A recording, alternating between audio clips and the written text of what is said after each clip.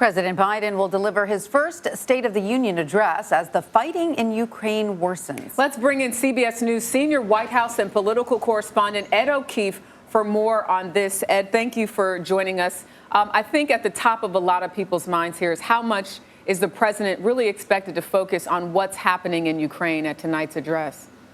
It absolutely is, and the White House says it will be a big chunk of the speech, probably more than it would have been otherwise, certainly not only Ukraine, but foreign policy generally. Usually on a night like tonight, it's sort of the afterthought or something that comes later in the speech, unless there's some urgent global issue, as there is right now with this conflict in Ukraine. Our CBS News polling out today shows, in fact, that Ukraine has leaped right over all the other big issues of concern we normally spend time talking about: inflation, economy, and the coronavirus, as people who plan to tune in are eager to hear more about what the U.S. has done and will be doing and how it might affect everyone here in the United States. Yeah, Ed, and of course, President Biden has had an extremely eventful first year in office. He's dealt with the coronavirus pandemic, supply chain disruptions, worker shortages, record high inflation, and that's just on the domestic level. So how critical is this speech for him tonight? Absolutely essential to somehow jumpstart numbers that have fallen to record lows. He sits in the low 40s in our recent survey. Others out in recent days put him in the 30s. Those put him on par with former President Donald Trump. And before them, only Gerald Ford, who had just taken office around the time he was giving his first State of the Union address, if you're sort of doing apples to apples comparisons.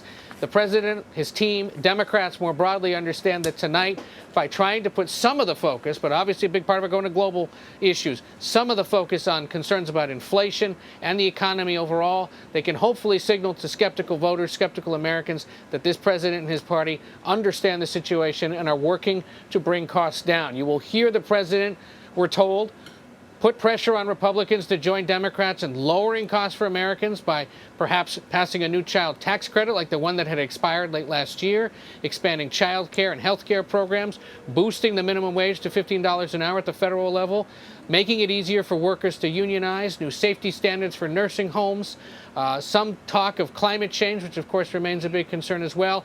And then you're going to hear talk of a unity agenda, or trying to accomplish and pass legislation in an election year on issues that historically have broad bipartisan support. The White House tells us there'll be a bit about mental health, which of course has become an even more acute concern in the last 3 years since the pandemic began, and with the record level of drug overdoses and whatnot that have continued to compound Americans across the country and families.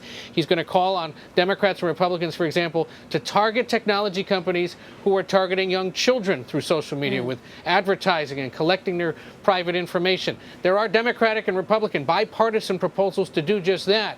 By adding some presidential muscle to that, the White House hopes that's something the president can sign and become law, and that everyone can get credit for as the November elections approach. All right, Ed O'Keefe for us. I know it's going to be a long day for you, buddy. Thank you so much. Thanks, Ed. Take care.